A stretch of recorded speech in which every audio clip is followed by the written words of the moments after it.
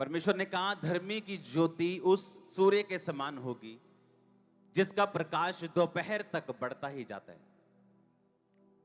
यानी धर्मी अपनी जिंदगी में उस लेवल तक बढ़ेगा जब तक वो अपनी परफेक्ट ग्लोरी में नहीं आ जाता, जब तक वो 100% नहीं हो जाता जिस 100% के लिए परमेश्वर ने आपको अपने पास बुलाया।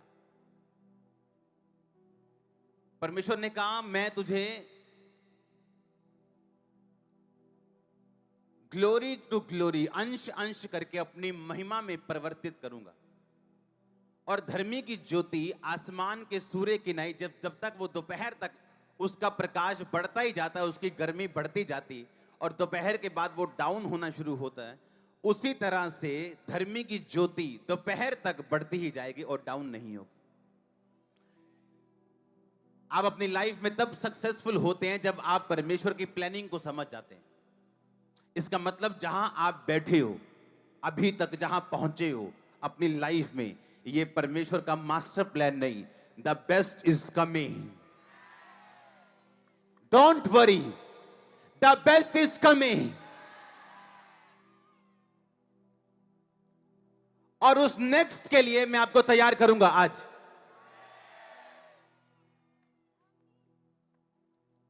आपको परमेश्वर ने किसी काम के लिए बुलाया,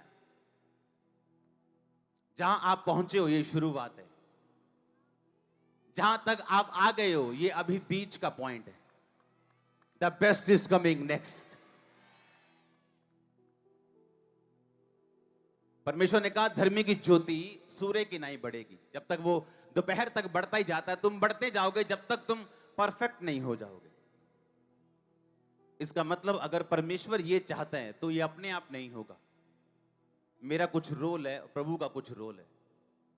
अगर अंधा सड़क के किनारे ना बैठा होता जहां से वो यीशु मसीह को पुकारता, और अपने घर में बैठा होता ये सोच के कि मैं तो अंधा हूं, मैं कैसे जा सकता हूं, काश कोई यीशु मसीह को मेरे पास ले आए। और बाइबल कहती वो अंधा सड़क के किनारे पुकारता चला, जब उसको मालूम हुआ कि वही यीशु मसीह मेरी आंखों के सामने, यानी मेरे सामने से गुजर रहा है, जिसको मैं देख नहीं सकता, लेकिन ये वही है जिसने आंखें दी हैं लोगों को।